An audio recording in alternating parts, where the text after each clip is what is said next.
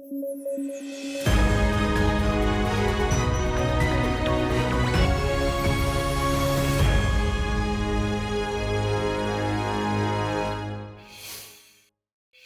दुनिया के किसी भी कोने में रहते हों, वर्किंग प्रोफेशनल हों या फिर स्टूडेंट हों, दिन की शुरुआत तो चाय या कॉफ़ी से ज़रूर होती होगी।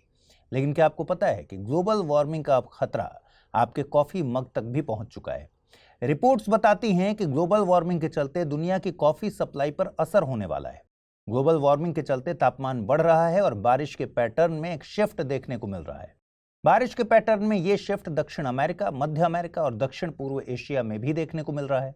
इन क्षेत्रों में दुनिया की ज्यादातर कॉफी उगाई जाती है। Science of the total environment में छपे रिसर्च पेपर के मुताबिक इस सदी के अंत तक ब्राजील में 35 से 75% तक कॉफी उगाने वाली जमीन गैर उपजाऊ होने वाली है। आपको बता दें कि ब्राजील दुनिया का सबसे बड़ा कॉफी उत्पादक देश है। एक और पेपर के मुताबिक 2050 तक दुनिया में कॉफी का उत्पादन करने वाली पूरी जमीन का लगभग 43 से 58% तक बेकार हो जाएगा। देखिए, दुनिया भर में कॉफी की दो सबसे इंपॉर्टेंट किस्में हैं, रोबस्टा और अरेबिका। इनमें भी दुनिया में उगाई जाने वाली कॉफी का 70% हिस्सा अरेबिका कॉफी का है। इस किस्म की सबसे बेहतर उपज हासिल होती है जब तापमान साल भर 18 से 23 डिग्री सेल्सियस के बीच रहे। जिन क्षेत्रों में यह कॉफी का उत्पादन होता है वहां ये रेंज ऑलरेडी क्रॉस हो चुकी है।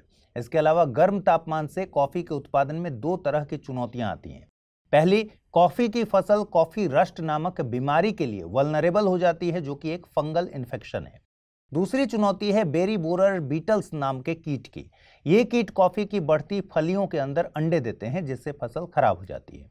जिन चुनौतियों की बात हम कर रहे हैं वे अरेबिका कॉफी के साथ ही आती हैं। रोबस्टा कॉफी के साथ इस तरह की चुनौतियां नहीं है, क्योंकि रोबस्टा कॉफी का उत्पादन ज्यादा तापमान में किया जाता है।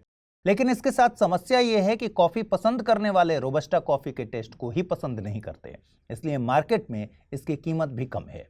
इसीलिए कॉफी का उत्पादन करने वाले किसान अरेबिका से रोबस्टा की तरफ शिफ्ट नहीं करना चाहते, बल्कि अरेबिका को बचाना चाहते हैं।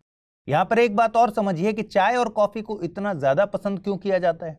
दरअसल चाय, कॉफी और कोकोआ में कैफीन पाया जाता है। ये कैफीन हमारी बॉडी में अडेनोसिन के इफेक्ट को कम करता है।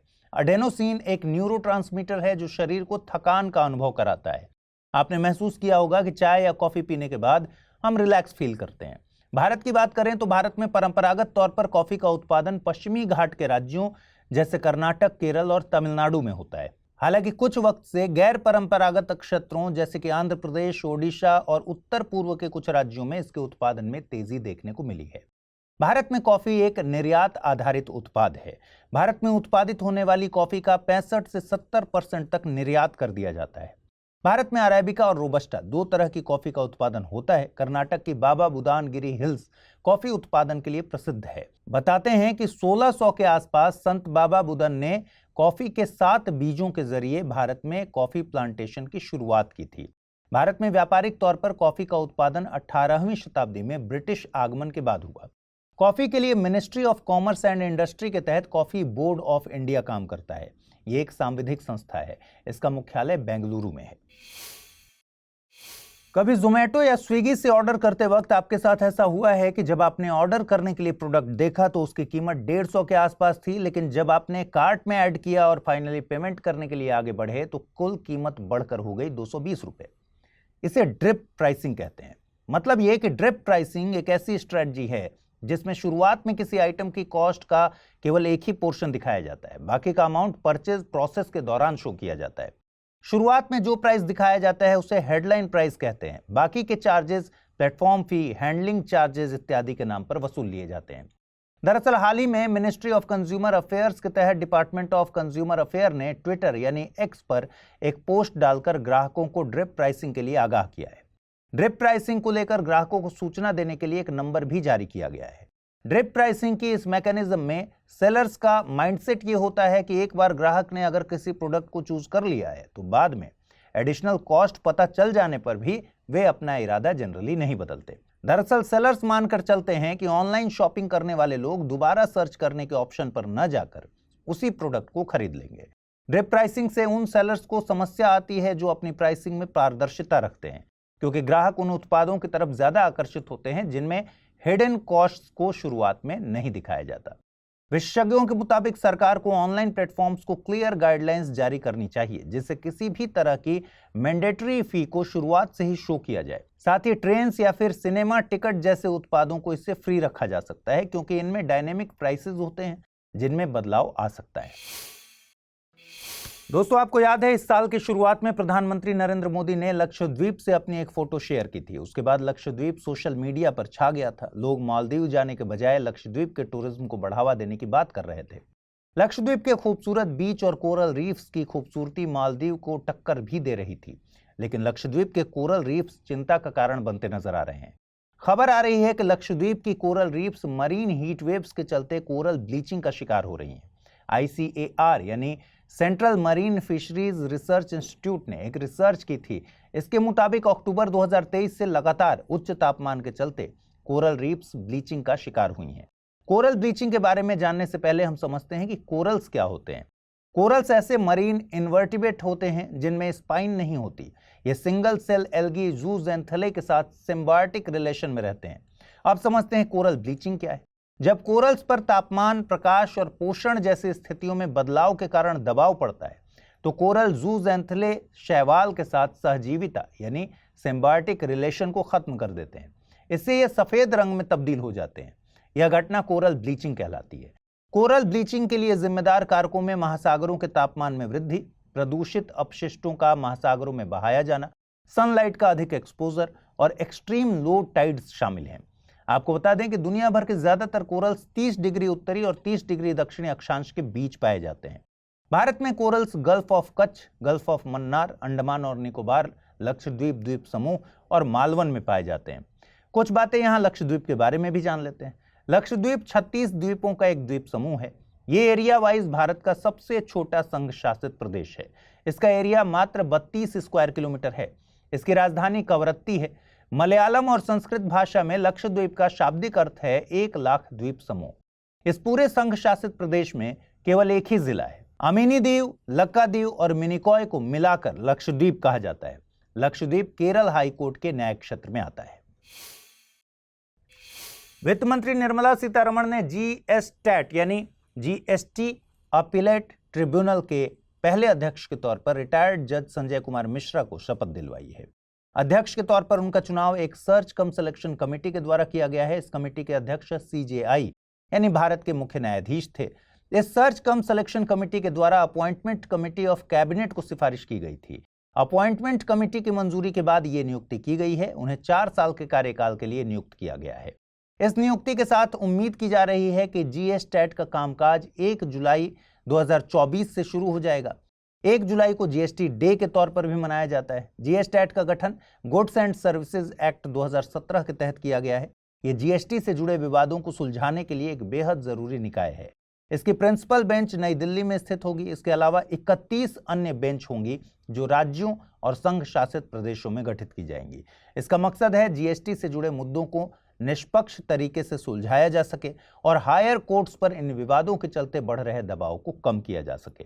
आपको बता दें, वन नेशन वन टैक्स की अवधारणा पर 1 जुलाई 2017 से देश में GST लागू किया गया था। इसका पूरा नाम था गुड्स एंड सर्विसेज टैक्स यानी वस्तु और सेवा कर। GST एक इंटीग्रेटेड इनडायरेक्ट टैक्स यानी एकीकृत अप्रत्यक्ष कर है। पहले केंद्र और राज्य सरकारें VAT, excise duty, service tax जैसे अलग अलग टैक्स लगाती थी। GST एक डेस्टिनेशन टैक्स या गंतव्य आधारित कर है, यानी वस्तु या सेवा जहां बिकेगी वहीं टैक्स लगेगा। वस्तु का उत्पादन कहां हो रहा है इससे कोई भी फर्क नहीं पड़ता। GST अपीलेट ट्रिब्यूनल के पहले अध्यक्ष के तौर पर किसे नियुक्त किया गया है? संजय कुमार मिश्रा, रंजना प्रकाश देसाई, इंदु मल्होत्रा या फिर ऋतुराज अवस्थी? अगला प्रश्न है, कॉफी बोर्ड ऑफ इंडिया का मुख्यालय स्थित है बेंगलुरु, कोच्चि, चेन्नई या फिर कोडागु? जेरेमिया मानेले किस देश के प्रधानमंत्री नियुक्त हुए? सुमात्रा, आइसलैंड, मॉरिशस या फिर सोलोमन द्वीप? सही जवाब है विकल्प डी, सोलोमन द्वीप। अगला प्रश्न पूछा गया था, विश्व प्रेस स्वतंत्रता सूचकांक 2024 के संदर्भ में निम्नलिखित कथनों पर विचार कीजिए। 8वें स्थान पर रहा है। इस सूचकांक को रिपोर्टर्स विदाउट बॉर्डर्स द्वारा जारी किया जाता है। केवल कथन 1 सही है, केवल कथन 2 सही है, दोनों कथन सही हैं या फिर कोई भी कथन सही नहीं है? सही जवाब है विकल्प सी, यानी दोनों कथन सही हैं। आज यानी 7 मई को गुरुदेव रविंद्रनाथ टैगोर की 163वीं जयंती है। उनका जन्म 7 मई सन 1861 को कोलकाता में हुआ था। भारत के इतिहास में उन्हें कला की अलग अलग विधाओं में सशक्त उपस्थिति दर्शाने के लिए जाना जाता है। उनके व्यक्तित्व की छाप बंगाल के साहित्य, संगीत और कला पर दिखाई जाती है। पश्चिम बंगाल में रविंद्रनाथ टैगोर की जयंती बंगाली कैलेंडर के मुताबिक रविंद्र जयंती के नाम से बैशाख महीने के 25वें दिन मनाई जाती है। इस हिसाब से 2024 में पश्चिम बंगाल में रविंद्र जयंती 8 मई को मनाई जाएगी। रविंद्रनाथ टैगोर गुरुदेव विश्वकवि और कविगुरु के तौर पर प्रसिद्ध हैं। उन्हें साल 1913 में गीतांजलि के लिए साहित्य का नोबेल पुरस्कार मिला था, जिससे वे साहित्य में नोबेल पाने वाले पहले गैर यूरोपीय विजेता बने। गीतांजलि उनकी कविताओं का संग्रह है। वे एकमात्र कवि हैं जिनकी रचनाएं 2 देशों का राष्ट्रगान बनी हैं, भारत और बांग्लादेश। देखिए, एक तो भारत का राष्ट्रगान जनगण मन रविन्द्रनाथ टैगोर द्वारा ही लिखित है। जनगण मन को भारत की संविधान सभा ने 24 जनवरी सन 1950 को राष्ट्रगान के तौर पर अपनाया था। साथ ही इनके द्वारा लिखा गया आमार सोनार बांग्ला वर्तमान में बांग्लादेश का राष्ट्रगान है। राष्ट्रगान को इंग्लिश लैंग्वेज में आंध्र प्रदेश के मदनपल्ली में ट्रांसलेट किया गया था। साल 2019 में रविंद्रनाथ टैगोर मदनपल्ली के बेसेंट थियोसोफिकल कॉलेज में विजिट पर आए थे, जहां उन्होंने 28 फरवरी 1919 को राष्ट्रगान को इंग्लिश में मॉर्निंग सॉन्ग्स ऑफ इंडिया के तौर पर ट्रांसलेट किया था। इंग्लिश वर्जन के लिए म्यूजिकल नोट्स मार्गरेट कजिन ने तैयार किए थे। उन्हें किंग जॉर्ज पंचम ने नाइटहुड की उपाधि से सम्मानित भी किया था। जलियांवाला बाग नरसंहार के विरोध में उन्होंने नाइटहुड यानी कि सर की उपाधि लौटा दी थी। साल 2023 में पश्चिम बंगाल स्थित शांति निकेतन को यूनेस्को विश्व विरासत स्थल का दर्जा दिया गया है। शांति निकेतन की स्थापना गुरुदेव रविंद्रनाथ टैगोर के द्वारा ही की गई थी। शांति निकेतन की स्थापना रविन्द्रनाथ टैगोर के अपने अनुभवों का परिणाम था। दरअसल वे बचपन में स्कूल जाना पसंद नहीं करते थे।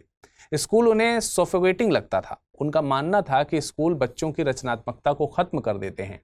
बड़े होने पर वे एक ऐसे स्कूल सिस्टम को डेवलप करना चाहते थे जहां बच्चे प्रकृति के साथ न केवल अपनी रचनात्मकता को बढ़ावा दें, साथ ही खुश भी हों। इसी मकसद से उन्होंने शांति निकेतन की स्थापना कोलकाता से 100 किलोमीटर दूर एक गांव में की थी।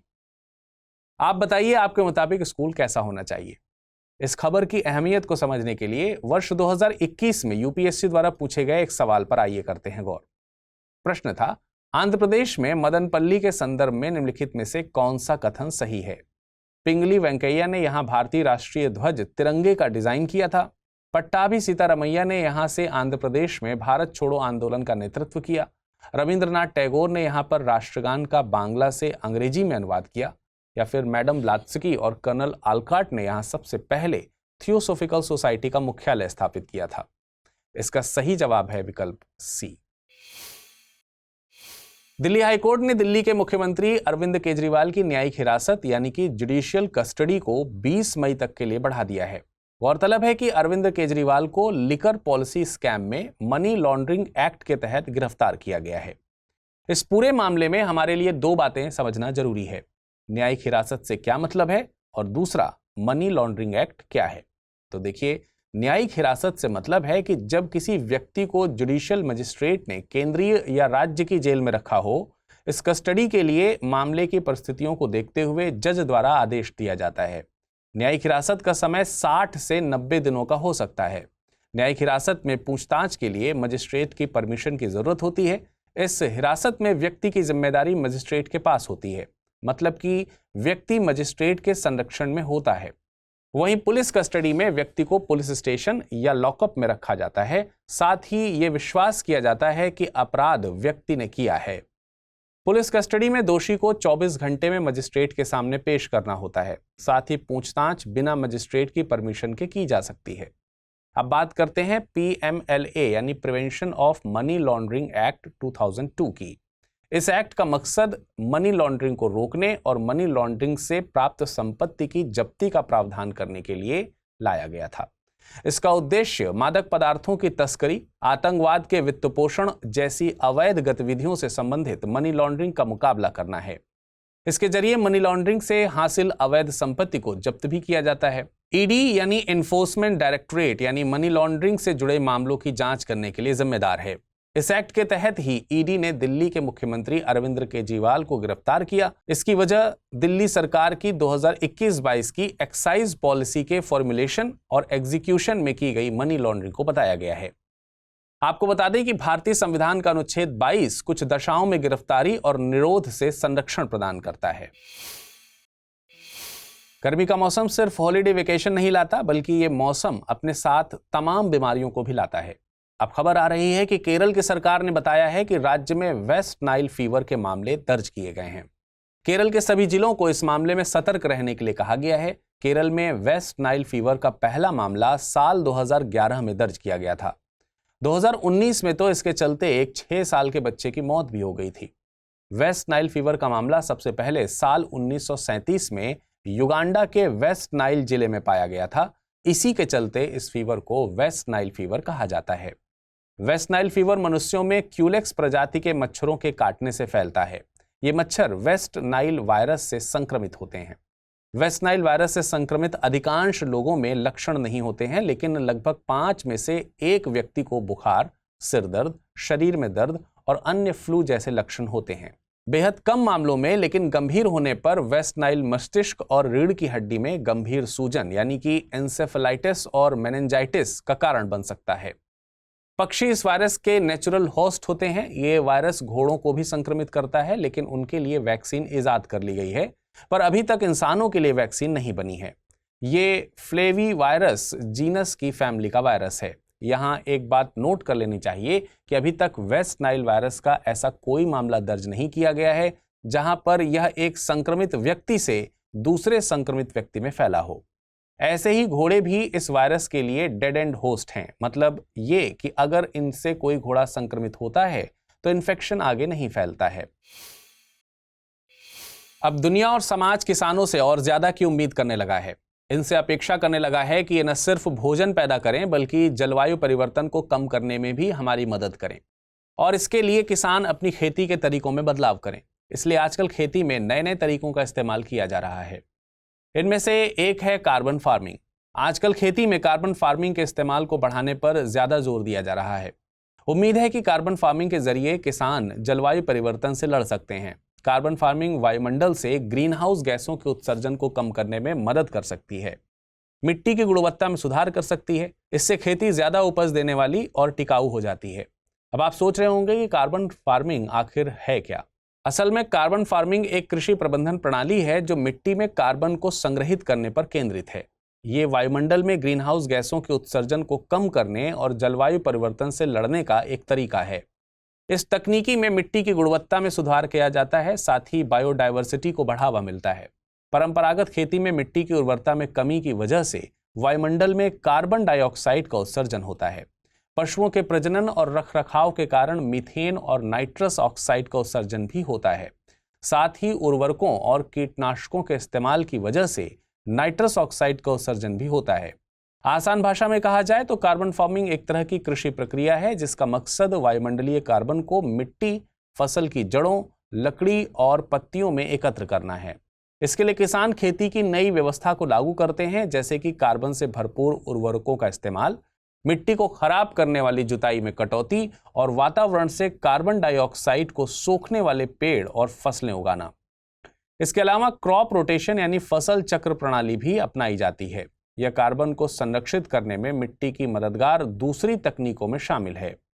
इसके तहत वो ऐसी फसलें उगाते हैं जो पूरे साल बदल बदल कर लगाई जा सकती हैं। साथ ही इसमें मिट्टी में नाइट्रोजन बनाए रखने के लिए परती भूमि पर कवर क्रॉप यानी कि मिट्टी को ढक कर रखने वाली फसल लगाने और रासायनिक उर्वरकों के बदले कंपोस्ट का इस्तेमाल करने पर भी जोर दिया जाता है। ये तरीके मिट्टी में दूसरे जरूरी पोषक तत्वों की हिफाजत भी करते हैं जिनकी जरूरत पौधों को होती है। ऐसे में फिर उन्हें कृषि रसायनों की जरूरत कम हो जाती है। कुल मिलाकर कार्बन खेती कई लाभ प्रदान करती है, मगर इसकी प्रभावशीलता कई कारकों पर निर्भर करती है, जैसे कि भौगोलिक स्थिति, मिट्टी का प्रकार, फसल का चयन, पानी की उपलब्धता, जैव विविधता और खेत का आकार और पैमाना। इसकी उपयोगिता भूमि प्रबंधन प्रथाओं, पर्याप्त नीतिगत समर्थन और सामुदायिक सहभागिता पर भी निर्भर करती है। लंबे समय तक स्थिर मौसम, पर्याप्त वर्षा और पर्याप्त सिंचाई वाले क्षेत्र कार्बन खेती के लिए सबसे उपयुक्त माने जाते हैं। वहीं दूसरी ओर कार्बन खेती गर्म और शुष्क क्षेत्रों में चुनौतीपूर्ण हो सकती है। पानी की सीमित उपलब्धता पौधों के विकास में बाधा डाल सकती है। इस प्रकार प्रकाश संश्लेषण के माध्यम से पृथक्करण की क्षमता सीमित हो जाती है। पहला प्रश्न है, शांति निकेतन की स्थापना किसके द्वारा की गई थी? राजा राम मोहन राय, दयानंद सरस्वती, रविंद्रनाथ टैगोर या फिर विलियम जोन्स? अगला प्रश्न है, वेस्ट नाइल वायरस के संबंध में निम्नलिखित कथनों पर विचार कीजिए। यह इंसानों से इंसानों में फैलता है। इंसानों के लिए वैक्सीन मौजूद है। उपयुक्त में से कौन सा या से कथन सही है या हैं?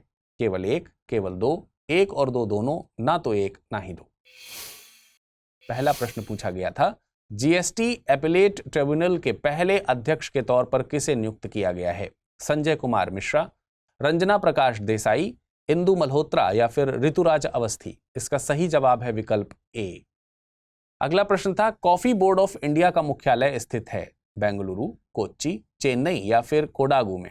इसका सही जवाब है विकल्प ए। 8 मई को दुनिया भर में विश्व थैलेसीमिया दिवस मनाया जाता है। 2024 के लिए इस दिन की theme empowering lives, embracing progress, equitable and accessible thalassemia treatment for all रखी गई है। इस दिन को मनाने का मकसद है थैलेसीमिया के बारे में लोगों के बीच जागरूकता फैलाना, साथ ही थैलेसीमिया के बारे में फैले मिथकों के बारे में लोगों को अवेयर करना। इस रोग के साथ समस्या ये है कि यह एक जेनेटिक ब्लड डिसऑर्डर है जो बच्चों को माता पिता से मिलता है। इसलिए इस रोग को होने से तो नहीं रोका जा सकता, लेकिन कुछ उपायों को अपनाकर न्यूबॉर्न्स में इस रोग के रिस्क को कम जरूर कर सकते हैं। जैसे बच्चों को माता पिता से बॉडी का स्ट्रक्चर, बालों का रंग आदि हासिल होता है, बिल्कुल वैसे ही ये रोग भी माता पिता से ही बच्चों में पास होता है। आइए पहले समझते हैं कि थैलेसीमिया रोग है क्या।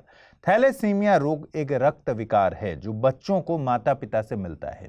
इसमें शरीर सामान्य से कम हीमोग्लोबिन बनाता है। देखिए, हीमोग्लोबिन एक प्रोटीन है जो रेड ब्लड सेल्स का इंपॉर्टेंट पार्ट है। साथ ही यह शरीर के सभी हिस्सों में ऑक्सीजन पहुंचाने में मदद करता है। हीमोग्लोबिन 2 तरह के प्रोटीन से बना है, अल्फा और बीटा। थैलेसीमिया तब होता है जब खराब जीन अल्फा और बीटा का सही मात्रा में निर्माण नहीं करते, सही मात्रा में नहीं बनाते। इसके चलते हीमोग्लोबिन पूरा नहीं बन पाता और एनीमिया की समस्या हो जाती है। हीमोग्लोबिन पूरे शरीर में ऑक्सीजन सप्लाई करता है। जब बॉडी में हीमोग्लोबिन ही कम होगा तो इसमें भी रुकावट होगी, जिससे सांस लेने में तकलीफ होने लगेगी। अगर अल्फा प्रोटीन कम बनता है तो इसे अल्फा थैलेसीमिया, और बीटा प्रोटीन कम बना तो फिर बीटा थैलेसीमिया कहते हैं। इसके लक्षणों में थकान, भूख न लगना, चेहरे पर अनियमित हड्डी, शारीरिक विकास न होना, हड्डियों की समस्या, बढ़ा हुआ प्लीहा, वयस्क होने में देरी, सांस लेने में तकलीफ जैसी समस्याएं हो सकती हैं। भारत में थैलेसीमिया की स्थिति की बात करें तो दुनिया में थैलेसीमिया का हर 8वां मरीज भारत में ही रहता है। दुनिया भर में थैलेसीमिया से पीड़ित सबसे ज्यादा बच्चे भारत में हैं। इस बीमारी के ज्यादा मरीज होने के चलते भारत को thalassemia capital of the world कहा जाता है। इस टैग के पीछे कई कारण हैं, जैसे जनसंख्या वृद्धि, जागरूकता में कमी और स्क्रीनिंग यानी डायग्नोज तक सीमित पहुंच। इसके अलावा ये रोग उन आबादियों में ज्यादा होने की संभावना होती है जहां कजिन मैरिज का प्रचलन है। भारत में कई समुदायों में ऐसा प्रचलन है। जलवायु परिवर्तन से निपटने के लिए दुनिया भर में कई तरह के तरीके अपनाए जा रहे हैं। इसी कड़ी में भारत की तरफ से प्रधानमंत्री नरेंद्र मोदी ने ग्लासगो में COP26 में लाइफ पहल की घोषणा की थी। लाइफ से मतलब क्या था? लाइफ से मतलब था लाइफस्टाइल फॉर एनवायरनमेंट। इसमें पर्यावरण और जलवायु आपदाओं से निपटने के लिए सतत जीवन शैली अपनाने पर जोर दिया गया है। लाइफ के तहत व्यक्ति और समुदाय के स्तर पर व्यवहार परिवर्तन की बात कही गई है, जिससे उत्सर्जन को कम किया जा सके। इस मिशन में P3 यानी प्रो प्लैनेट पीपल को अहमियत दी गई थी। साथ ही यूज एंड डिस्पोज इकोनॉमी के स्थान पर सर्कुलर इकोनॉमी को लाने की बात की गई है। हाल ही में इसी लाइफ मूवमेंट के साथ कदमताल मिलाते हुए CSIR यानी council of scientific and industrial research ने एक 15 दिवसीय कैंपेन लॉन्च किया। इसे रिंकल्स अच्छे हैं नाम दिया गया। इस कैंपेन को CSIR की पूरे भारत भर में फैली 37 लैब्स में चलाया जाएगा। इसके तहत CSIR के एम्प्लॉय एंड स्टूडेंट्स 15 मई तक हर सोमवार को बिना आयरन के कपड़े पहनकर ऑफिस आएंगे। अब आप सोच रहे होंगे कि इससे पर्यावरण को क्या फायदा होगा। देखिए, इसके पीछे लॉजिक क्या है। लॉजिक ये है कि कपड़े आयरन करने के लिए इलेक्ट्रिसिटी की जरूरत होती है और भारत में 74% इलेक्ट्रिसिटी का उत्पादन कोयले के जरिए होता है, जो कि कार्बन डाइऑक्साइड सरीखे गैसों के लिए उनके उत्सर्जन के लिए जिम्मेदार है। CSIR के मुताबिक अगर एक दिन एक जोड़ी कपड़े आयरन नहीं किए जाएंगे तो 100 से 200 ग्राम कार्बन डाइऑक्साइड के उत्सर्जन में कमी आएगी। इंटरनेशनल एनर्जी एजेंसी के मुताबिक कोयला सभी जीवाश्म ईंधनों में सबसे ज्यादा प्रदूषण के लिए जिम्मेदार होता है। कोयले का प्रयोग इलेक्ट्रिसिटी उत्पादन के अलावा सीमेंट और स्टील इंडस्ट्री में भी किया जाता है। आपको बता दें कि CSIR यानी council of scientific and industrial research विज्ञान एवं प्रौद्योगिकी मंत्रालय के तहत एक रिसर्च एंड डेवलपमेंट की संस्था है। इसका गठन एक स्वायत्त संस्था के तौर पर साल 1942 में किया गया था। देश के प्रधानमंत्री CSIR के अध्यक्ष होते हैं। डॉक्टर नल्लाथंबी कलासेल्वी CSIR के डायरेक्टर जनरल के पद पर हैं। वे इस पद पर पहुंचने वाली पहली महिला हैं। उनकी नियुक्ति साल 2022 में ही हुई है। डॉक्टर शांति स्वरूप भटनागर CSIR के फाउंडर डायरेक्टर थे। आप बताइए, लाइफ मूवमेंट में शामिल होने के लिए आप लाइफस्टाइल में कौन सा ऐसा चेंज लेकर आएंगे जिससे पर्यावरण को लाभ हो?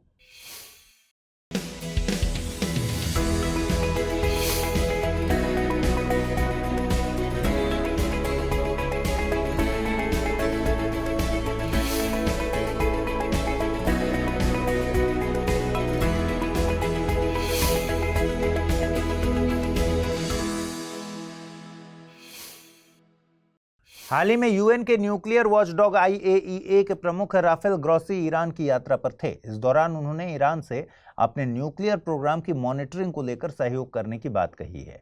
साथ ही अंतर्राष्ट्रीय समुदाय द्वारा इस पर जताई जा रही आशंका को दूर करने की बात भी दोहराई। दरअसल पश्चिम एशिया में चल रहा तनाव कोई नई घटना नहीं है। इसके पहले भी USA ईरान के न्यूक्लियर प्रोग्राम को लेकर सवाल खड़ा करता रहा है। USA का कहना है कि ईरान अपने नाभिकीय कार्यक्रम के जरिए कोई सिविलियन यूज नहीं बल्कि न्यूक्लियर वेपन तैयार कर रहा है। गौरतलब है कि ईरान को लेकर साल 2015 में एक परमाणु समझौते पर सहमति बन गई थी, लेकिन साल 2018 में USA इस समझौते से बाहर हो गया। तब USA में डोनाल्ड ट्रंप राष्ट्रपति के तौर पर काबिज थे। देखिए, दुनिया के देश चाहते हैं कि परमाणु शक्ति का प्रयोग शांतिपूर्ण उपयोग जैसे ऊर्जा बनाने जैसे कामों के लिए हो। इनके लिए ये देश NPT नाम की एक संधि लेकर आए। NPT यानी परमाणु अप्रसार संधि। इस पर 1968 में हस्ताक्षर शुरू किए गए थे, जबकि 1970 से यह संधि प्रभावी है।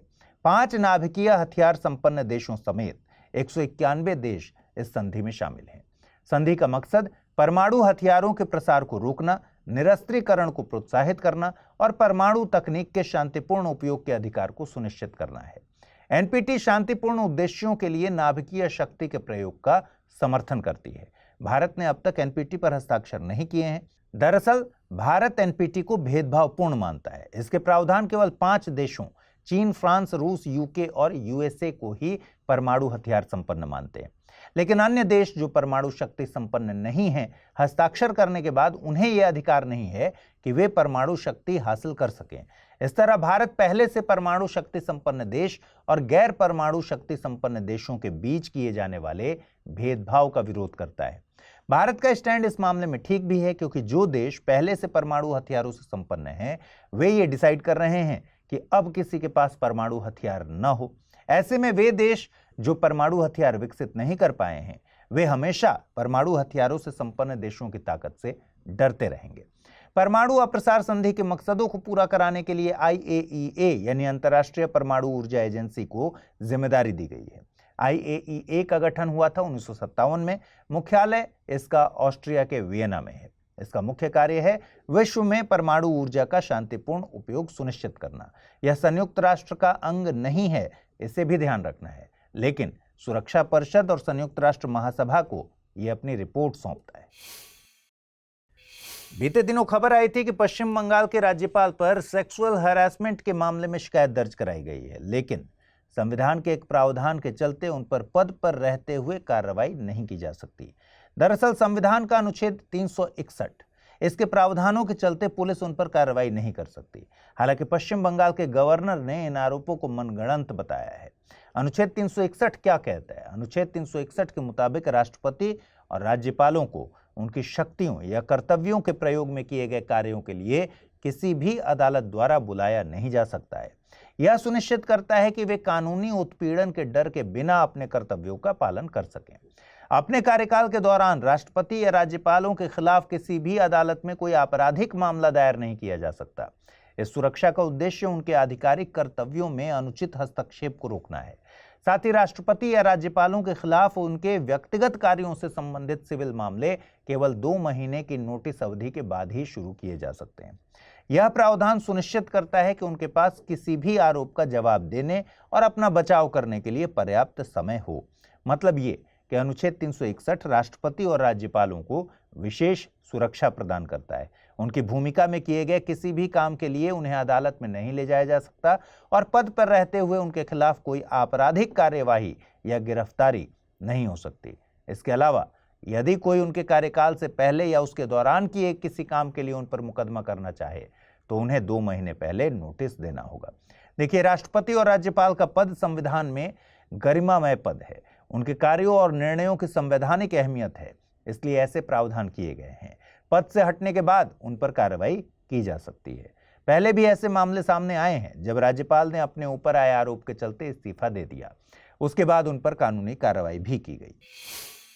विश्व थैलेसीमिया दिवस कब मनाया जाता है? 8 मई, 7 मई, 6 मई या फिर 22 मई? अगला प्रश्न है, पुलित्जर पुरस्कार किस क्षेत्र में दिए जाते हैं? पर्यावरण, विज्ञान, पत्रकारिता या फिर तकनीक?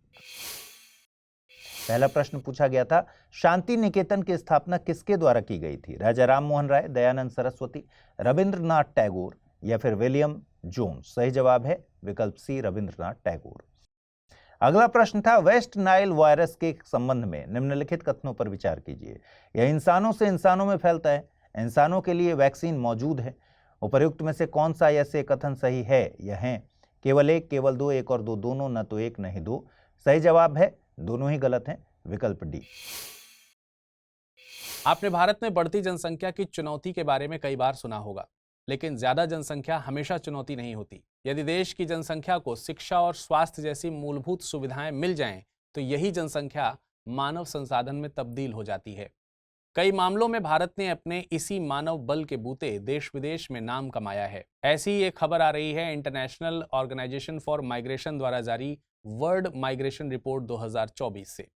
रिपोर्ट के मुताबिक भारत ने साल 2022 में 111 बिलियन यूएस डॉलर से ज्यादा रेमिटेंस हासिल किया है। ये आंकड़ा दुनिया भर में किसी भी देश ने पहली बार छुआ है। मतलब कि ये 100 बिलियन यूएस डॉलर रेमिटेंस का आंकड़ा पार करने वाला भारत पहला देश बना है। रिपोर्ट में भारत, मैक्सिको, चीन, फिलीपींस और फ्रांस रेमिटेंस हासिल करने वाले टॉप 5 कंट्रीज में से एक हैं। अब आपके मन में एक सवाल उठ रहा होगा कि रेमिटेंस से क्या मतलब है? रेमिटेंस से मतलब प्रवासियों द्वारा भेजे जाने वाले धन से है। देखिए, भारत से जो लोग कामकाज के सिलसिले में बाहर यानी दूसरे देश में चले जाते हैं, वे अपने परिवार के लोगों को या कई बार भारत में निवेश के मकसद से धन भेजते हैं। इस धन को रेमिटेंस यानी प्रेषण कहा जाता है। रेमिटेंस के आंकड़े तो रिपोर्ट में दिखाई गई रोजी पिक्चर हैं, लेकिन रिपोर्ट दक्षिण एशिया के देशों से बाहर काम करने वाले लोगों की चुनौतियों का जिक्र भी करती है। देखिए, भारत से बाहर काम करने वाले केवल व्हाइट कॉलर जॉब वाले लोग नहीं जाते, बल्कि मजदूर वर्ग के लोग भी दूसरे देश में जाकर काम करते हैं। रिपोर्ट में माइग्रेट वर्कर्स की चुनौतियों में वित्तीय शोषण, बहुत ज्यादा कर्ज, जेनोफोबिया, वर्कप्लेस एब्यूज जैसी समस्याएं बताई गई हैं। जेनोफोबिया को लेकर कुछ समय पहले यूएसए के राष्ट्रपति जो बाइडेन ने भी कमेंट किया था। उनका कहना था कि एशिया के देश मसलन जापान, भारत और चीन जेनोफोबिया के चलते आर्थिक वृद्धि नहीं कर पा रहे हैं। बता दें कि जेनोफोबिया से लिटरली मतलब होता है कि किसी बाहरी देश के अनजान व्यक्ति से डर लगना। डर से मतलब यह है कि ये मानकर चलना कि दूसरे देश के व्यक्ति से हमारी संस्कृति और हमारी पहचान को खतरा हो सकता है। मतलब ऐसे समझिए कि अगर यूएसए से कुछ लोग आकर भारत में काम करने लगे तो भारत के लोगों को यह महसूस होगा कि ये हमारी संस्कृति और पहचान पर हावी हो जाएंगे। इसके चलते देश में ऐसा माहौल बन जाएगा कि बाहर से आकर लोग काम ही ना कर सके। अब यहाँ पर 2 बातों को क्लियरली समझना चाहिए। यूएसए के राष्ट्रपति ने जब ये बात कही तो वे ये साबित करना चाह रहे थे कि यूएसए इतना ग्रो इसलिए कर पाया है कि यूएसए के लोगों ने खुले तौर पर बाहर के लोगों को अवसर दिए, जिससे यूएसए की इकोनॉमी को फायदा पहुंचा। वहीं एशियन देश जेनोफोबिया के चलते ग्रो नहीं कर पा रहे हैं। हालांकि उनके इस कमेंट को भारत और जापान दोनों ही देशों ने रिजेक्ट किया है। वहीं रिपोर्ट जब जेनोफोबिया की बात कर रही है तो रिपोर्ट का कहना है कि दक्षिण एशिया से बाहर काम करने वाले मजदूर जेनोफोबिया का सामना करते हैं। देखिए, होता क्या है कि दक्षिण एशिया के देशों में मजदूरी यूरोप और अमेरिका के देशों के मुकाबले काफी कम है। यहाँ के मजदूर वहां कम रेट्स पर काम करके वहां के स्थानीय मजदूरों के अवसरों को कम कर देते हैं। आपको बता दें कि IOM यानी इंटरनेशनल ऑर्गेनाइजेशन फॉर माइग्रेशन का गठन 1951 में हुआ था। दरअसल दूसरे विश्व युद्ध के बाद पश्चिमी यूरोप में बड़े स्तर पर लोग डिस्प्लेस हुए थे। इन लोगों के प्रबंधन के लिए ही इसका गठन हुआ था। ये UN के तहत एक इंटर गवर्नमेंटल संस्था के तौर पर काम करती है। इसका मुख्यालय स्विट्जरलैंड के जिनेवा में है, जिसमें 175 सदस्य देश शामिल हैं, जिसमें भारत भी शामिल है। 16वें वित्त आयोग ने TOR यानी टर्म ऑफ रेफरेंस को आम जनता, संस्थाओं के पब्लिक ओपिनियन के लिए रखा है। टर्म्स ऑफ रेफरेंस से मतलब उन मुद्दों से है जिन पर वित्त आयोग को अपनी सिफारिशें देनी होती हैं। 16वें वित्त आयोग का गठन राष्ट्रपति द्वारा संवैधानिक प्रावधानों के तहत 31 दिसंबर 2023 को किया गया है। आयोग अपनी रिपोर्ट 31 अक्टूबर 2025 तक सौंपेगा। इसकी सिफारिशें 1 अप्रैल 2026 से शुरू हो रहे वित्त वर्ष के लिए प्रभावी होंगी। 16वें वित्त आयोग के अध्यक्ष के तौर पर नीति आयोग के पूर्व उपाध्यक्ष अरविंद पनगड़िया को नियुक्त किया गया है। वहीं ऋत्विक रंजनम पांडे को आयोग का सचिव नियुक्त किया गया है। एग्जाम के लिहाज से एक संवैधानिक संस्था के तौर पर वित्त आयोग एक इंपॉर्टेंट संस्था है। 16वें वित्त आयोग का गठन दिसंबर 2023 में ही हुआ है, इसलिए प्रीलिम्स के पॉइंट ऑफ व्यू से भी इसके बारे में जानना जरूरी है। देखिए, जैसा कि मैंने बताया कि वित्त आयोग एक संवैधानिक संस्था है, तो इसका जिक्र संविधान में जरूर होगा। तो वित्त आयोग संविधान के अनुच्छेद 280 के तहत एक संवैधानिक संस्था है। अब सवाल है कि इसका गठन कौन करता है। इसे हर 5 साल पर राष्ट्रपति के द्वारा गठित किया जाता है। इसके अध्यक्ष और सदस्यों की नियुक्ति राष्ट्रपति द्वारा की जाती है। अध्यक्ष और सदस्य रीअपॉइंटमेंट के लिए भी एलिजिबल होते हैं। आयोग अपनी रिपोर्ट भी राष्ट्रपति को सौंपता है। राष्ट्रपति रिपोर्ट को संसद के दोनों सदनों के सामने रखवाने के लिए जिम्मेदार हैं।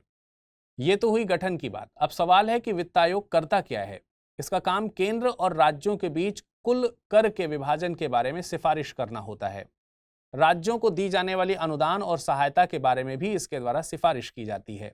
इसकी सिफारिशें सलाहकारी प्रवृत्ति की होती हैं। सरकार के ऊपर इन सिफारिशों को लागू करने की बाध्यता नहीं है। वित्त आयोग राजकोषीय संघवाद संतुलन में भूमिका निभाता है। अब एक बार उन मुद्दों के बारे में भी जान लेते हैं जिन पर 16वें वित्त आयोग को अपनी सिफारिशें देनी हैं।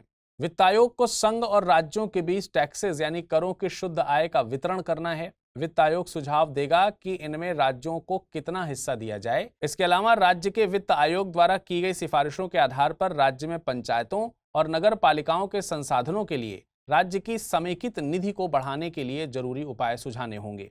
16वें वित्त आयोग को डिजास्टर मैनेजमेंट एक्ट 2005 के तहत गठित फंड्स के तहत किए गए एलोकेशंस को भी रिव्यू करना है। आपको बता दें कि पहले वित्त आयोग का गठन साल 1951 में किया गया था और इसके अध्यक्ष KC नियोगी थे।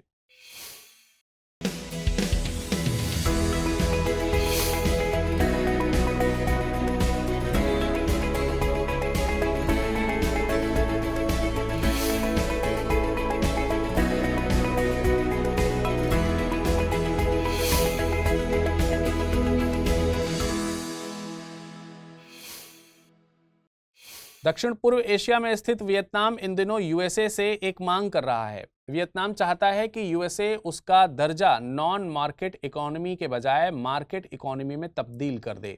अब सवाल यह है कि वियतनाम ऐसा क्यों करना चाहता है। दरअसल वियतनाम के नॉन मार्केट इकोनॉमी स्टेटस के चलते USA वियतनाम के सामानों के आयात पर ज्यादा टैक्स लगाता है।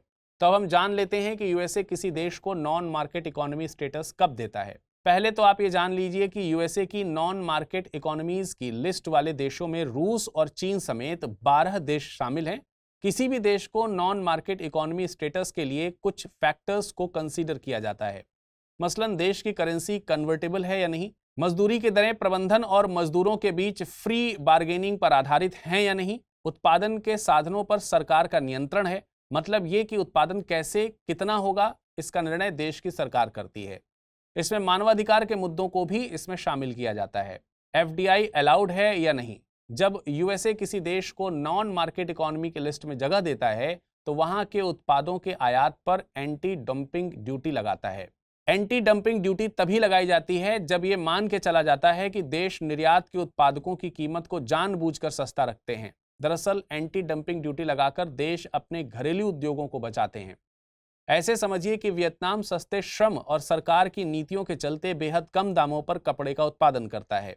अब इन्हीं कपड़ों को वो कम कीमत पर यूएसए को निर्यात करता है, जबकि यूएसए में जो कपड़ा उत्पादन करने वाली कंपनीज हैं उन्हें वहां के टफ लेबर लॉज के चलते मजदूरी भी ज्यादा देनी पड़ती है, जिससे उनके कपड़ों की लागत ज्यादा है। ज्यादा लागत का असर फाइनल कॉस्ट पर भी पड़ता है। अब अगर यूएस वियतनाम से आयात कपड़ों पर एंटी डंपिंग ड्यूटी नहीं लगाता तो उसकी घरेलू कंपनीज को नुकसान पहुंचेगा। वियतनाम अपने स्टेटस को बदलने के पीछे कई तर्क देता है। वियतनाम का कहना है कि बीते सालों में उसने कई आर्थिक सुधार किए हैं, जिसमें एफडीआई को अलाउड करना, उत्पादन के साधनों पर सरकार का नियंत्रण न होना शामिल है। वहीं यूएसए भी इस स्टेटस को ना बदलने के पीछे कुछ तर्क देता है, जैसे कि वियतनाम में मौजूदा कमजोर लेबर लॉज। इसके अलावा वियतनाम में चीन की कई कंपनीज ने भारी निवेश कर रखा है। अगर वियतनाम को मार्केट इकोनॉमीज का दर्जा मिला तो इस तरह से चीन का सस्ता माल यूएसए के मार्केट में होगा। अब आपके लिए एक सवाल है, आप बताइए भारत को किस इकोनॉमी का दर्जा हासिल है, मार्केट और नॉन मार्केट इकोनॉमी? आपको पिछले साल भारत सरकार द्वारा चलाया गया ऑपरेशन कावेरी याद है? ऑपरेशन कावेरी सूडान में फंसे भारतीयों को निकालने के मकसद से चलाया गया था। तब सूडान में आरएसएफ यानी रैपिड सपोर्ट फोर्सेस और सूडान की आर्मी के बीच लड़ाई छिड़ गई थी। ये लड़ाई अभी तक जारी है। अब हाल ही में यूएन की तरफ से खबर आई है कि सूडान के दारफुर क्षेत्र में राशन की कमी का ये आलम है कि लोगों के पास घास और मूंगफली के छिलके खाने के लिए मजबूर होना पड़ रहा है। यूएन के मुताबिक दारफुर में भूखमरी को रोकने का समय बीता जा रहा है। दारफुर सूडान के पश्चिम में स्थित एक क्षेत्र है। बताते हैं कि आरएसएफ यहां पर नॉन अरब पॉपुलेशन को खत्म करने में लगी है। ह्यूमन राइट्स ऑर्गेनाइजेशन इसे एथनिक क्लीजिंग बता रहे हैं। यूएन के मुताबिक आरएसएफ और सूडान की आर्मी के बीच लड़ाई दिसंबर 2023 तक 12,000 लोगों को मार चुकी है। बता दें कि सूडान अफ्रीका महाद्वीप के उत्तर पूर्व में स्थित देश है। ये लाल सागर से सीमा साझा करता है। सूडान अपनी सीमा Libya, Chad, Central African Republic, South Sudan और इथोपिया से साझा करता है। 2011 से पहले सूडान अफ्रीका महाद्वीप में क्षेत्रफल के लिहाज से सबसे बड़ा देश था। साल 2011 में यह देश 2 भागों में बंट गया, सूडान और साउथ सूडान। पहला प्रश्न है, दारफुर क्षेत्र किस देश में स्थित है? सूडान, यूक्रेन, इक्वाडोर या फिर वियतनाम? अगला प्रश्न है, वित्त आयोग है संवैधानिक संस्था, सांविधिक संस्था, गैर संवैधानिक संस्था या इनमें में से कोई नहीं? पहला प्रश्न था, विश्व थैलेसीमिया दिवस कब मनाया जाता है? 8 मई, 7 मई, 6 मई या फिर 22 मई? इसका सही जवाब है विकल्प ए। अगला प्रश्न था, पुलित्जर पुरस्कार किस क्षेत्र में दिए जाते हैं? पर्यावरण, विज्ञान, पत्रकारिता या फिर तकनीक? इसका सही जवाब है विकल्प सी। जैसा खाएं अन्न वैसा होवे मन एक बहुत पुरानी कहावत है और मतलब यह है कि आप जैसा खाना खाएंगे आपका मन वैसा ही बनेगा। मन खाने पर निर्भर करता है या नहीं, इस बात का कोई साइंटिफिक वैलिडेशन नहीं है। हाँ, लेकिन आप जैसा खाना खाएंगे वैसा तन यानी शरीर जरूर बनेगा। आपके खाने की प्लेट आपके शरीर के हेल्दी और अनहेल्दी होने को डिसाइड करती है। इसी बात को समझते हुए हैदराबाद स्थित NIN यानी नेशनल इंस्टीट्यूट ऑफ न्यूट्रिशन ने भारतीयों के लिए डाइटरी गाइडलाइंस जारी की हैं। NIN ICMR यानी Indian council of medical research के तहत काम करता है। इन गाइडलाइंस में लोगों को बॉडी बिल्डिंग के लिए प्रोटीन सप्लीमेंट लेने की मनाही की गई है। नमक, शक्कर और अल्ट्रा प्रोसेस्ड फूड को लिमिट करने की सलाह दी गई है। साथ ही हेल्दी फूड चॉइसेस के लिए फूड लेबल्स को पढ़ने की एडवाइस दी गई है। NIN के मुताबिक ज्यादा अमाउंट में प्रोटीन पाउडर लेने से शरीर में बोन मिनरल्स में कमी और किडनी डैमेज होने का खतरा रहता है। वहीं आप एक दिन में जितना टोटल एनर्जी इनटेक ले रहे हैं, शुगर उसका 5% से भी कम होना चाहिए। एक बैलेंस डाइट वो है जिसमें 45% कैलोरी अनाजों और मोटे अनाजों से मिले, 15% कैलोरी दालों, बीन्स और मीट से मिलनी चाहिए। बाकी की कैलोरी नट्स, सब्जियों, फल और दूध से हासिल होने चाहिए। इसके अलावा फैट यानी वसा का इंटेक टोटल एनर्जी इंटेक के मुकाबले 30% से कम होना चाहिए। रिपोर्ट में एक और बात कही गई है। देखिए, भारत में दालों और मीट की कीमत ज्यादा है, इसलिए ज्यादातर लोग अपनी ऊर्जा जरूरतें अनाज से पूरी करते हैं। इसलिए उनकी डाइट में कई जरूरी माइक्रो और मैक्रो न्यूट्रिएंट्स नहीं होते। जब शरीर को जरूरी न्यूट्रिएंट्स यानी पोषक तत्व नहीं मिलते तो मेटाबॉलिज्म डिस्टर्ब होता है। मेटाबॉलिज्म हमारे शरीर में होने वाली केमिकल रिएक्शंस हैं जो कि हमारे खाने को ऊर्जा में बदलती हैं। अगर बॉडी का मेटाबॉलिज्म डिस्टर्ब होता है तो कई तरह की बीमारियां जन्म लेती हैं। आंकड़े बताते हैं कि भारत में होने वाली कुल बीमारियों में से 56.4% का रीजन अनहेल्दी डाइट है। आंकड़े ये भी दावा करते हैं कि अगर हेल्दी डाइट और फिजिकल एक्टिविटी को मेंटेन कर लिया जाए तो हार्ट डिजीज, हाइपरटेंशन और टाइप 2 डायबिटीज के 80% मामलों को होने से रोका जा सकता है। आपको बता दें कि हमारे शरीर को स्वस्थ रखने के लिए हेल्दी बैलेंस डाइट की जरूरत होती है जो कि पोषक तत्वों से मिलकर बनती है। इन पोषक तत्वों को माइक्रो और मैक्रो न्यूट्रिएंट्स में रखा जाता है। माइक्रो न्यूट्रिएंट्स से मतलब उन पोषक तत्वों से है जिनकी जरूरत हमारे शरीर को कम मात्रा में होती है, जैसे कि आयरन, कैल्शियम और आयोडीन। वहीं मैक्रो न्यूट्रिएंट्स से मतलब उन पोषक तत्वों से है जिनकी जरूरत हमारे शरीर को ज्यादा मात्रा में होती है, जैसे कार्बोहाइड्रेट्स, प्रोटीन्स और फैट्स आदि। 9 मई को भारत के उदारवादी राष्ट्रवादी नेता गोपाल कृष्ण गोखले की जयंती मनाई गई। उनका जन्म वर्तमान महाराष्ट्र के रत्नागिरी जिले में 9 मई 1866 को हुआ था। उन्होंने मुंबई के एल्फिंस्टन कॉलेज से एजुकेशन हासिल की थी। इसके बाद पुणे के फर्ग्यूसन कॉलेज में प्रोफेसर के तौर पर पढ़ाना शुरू किया। वे साल 1889 में भारतीय राष्ट्रीय कांग्रेस से जुड़े। उन्हें भारतीय इतिहास में कांग्रेस के नरम दल के प्रमुख नेता के तौर पर जाना जाता है। देखिए, स्वतंत्रता के दौरान कांग्रेस में 2 तरह के गुट काम कर रहे थे, नरम दल और गरम दल।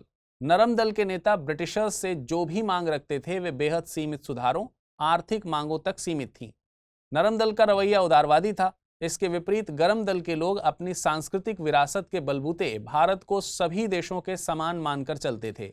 वे ब्रिटिशर्स से अपनी मांग याचक के तौर पर नहीं बल्कि अपने हक के तौर पर करते थे। गोपाल कृष्ण गोखले 1899 में बॉम्बे लेजिस्लेटिव काउंसिल के सदस्य बने। वे पहली बार राष्ट्रीय स्तर पर हाईलाइट हुए थे तब जब वेल्बी कमीशन आया था। वेल्बी कमीशन को ब्रिटिशर्स द्वारा भारतीय व्यय की जांच के लिए नियुक्त किया गया था। गोपाल कृष्ण गोखले को इस कमीशन के सामने भारतीय पक्ष रखने के लिए चुना गया था। उन्होंने ब्रिटिश सैन्य वित्त पोषण नीतियों को उजागर किया जो कि भारतीय करदाताओं पर भारी बोझ डालती थी। उन्होंने भारतीय राष्ट्रीय कांग्रेस के 1905 में बनारस में हुए अधिवेशन की अध्यक्षता भी की थी। साल 1905 में उन्होंने सर्वेंट्स ऑफ इंडिया सोसाइटी की स्थापना की। इसका मकसद लोगों को भारत की सेवा में समर्पित होने की ट्रेनिंग देना था। वे एमजी रनाडे से खासे प्रभावित थे। उन्होंने एमजी रनाडे को अपने सार्वजनिक और राजनीतिक जीवन का गुरु माना है। 1908 में उन्होंने रनाडे इंस्टीट्यूट ऑफ इकोनॉमिक्स की स्थापना की, जहां पर उन्होंने जाति प्रथा और छुआछूत का विरोध किया। साल 1909 के मॉर्ले मिंटो सुधारों की फ्रेमिंग में उनकी महत्वपूर्ण भूमिका थी। मॉर्ले मिंटो सुधारों को भारत में संवैधानिक सुधारों की शुरुआत माना जाता है। उन्होंने साल 1911 में वीकली न्यूज़पेपर हितवाद पब्लिश किया। अपनी ऑटोबायोग्राफी में महात्मा गांधी ने गोपाल कृष्ण गोखले को अपना राजनीतिक गुरु माना है।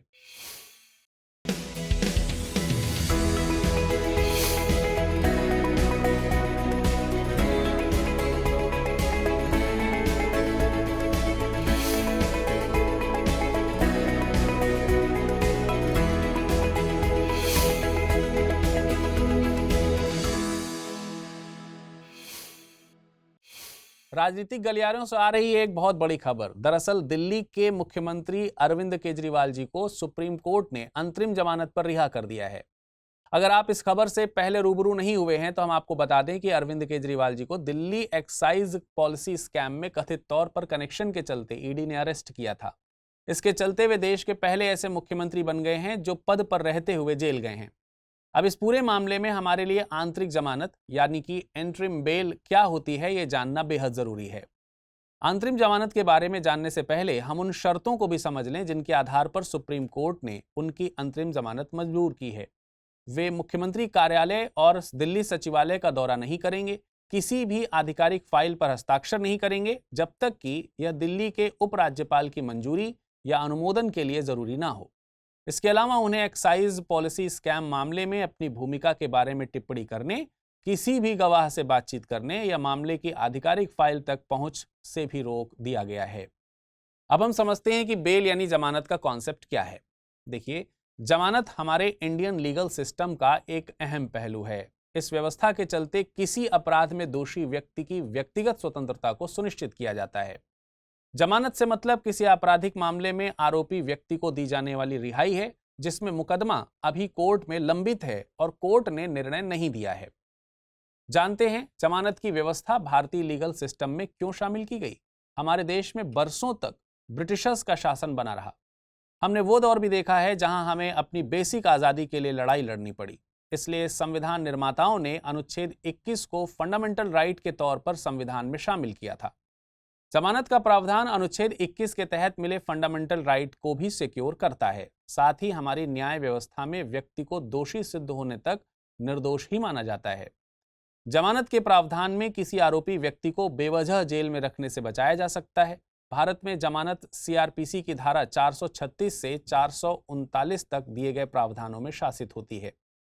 भारत में जमानत के कई प्रकार हैं। डिपेंड करता है कि मामला कैसा है, किस वजह से जमानत मांगी जा रही है। इसमें रेगुलर बेल, एंटीसिपेटरी बेल और अंतरिम यानी एंट्रिम बेल शामिल है। आंतरिक जमानत से मतलब है कि जब आरोपी व्यक्ति ने रेगुलर या एंटीसिपेटरी बेल के लिए अप्लाई कर रखा है तो उसकी सुनवाई से पहले अंतरिम जमानत कुछ शर्तों के साथ ग्रांट की जाती है। ये शॉर्ट टाइम के लिए ग्रांट की जाती है, जो कि इस मामले में अरविंद केजरीवाल को दी गई है। एंटीसिपेटरी बेल यानी अग्रिम जमानत से मतलब है कि गिरफ्तारी से पहले ही व्यक्ति द्वारा इसके लिए अप्लाई कर दिया जाता है। इनमें उन्हें पता होता है कि उनको गिरफ्तार किया जा सकता है, तो वे कोर्ट से पहले ही अपील करके गिरफ्तारी के वक्त जमानत पर रिहा हो सकते हैं। भारत और यूरोपियन यूनियन के बीच 14वें काउंटर टेररिज्म डायलॉग का आयोजन किया गया। इस मौके पर भारत और यूरोपियन यूनियन दोनों ने आतंकवाद के हर तरीके की आलोचना की। साथ ही आतंकवाद की चुनौती से निपटने के लिए अंतर्राष्ट्रीय सहयोग को बढ़ावा देने पर जोर दिया।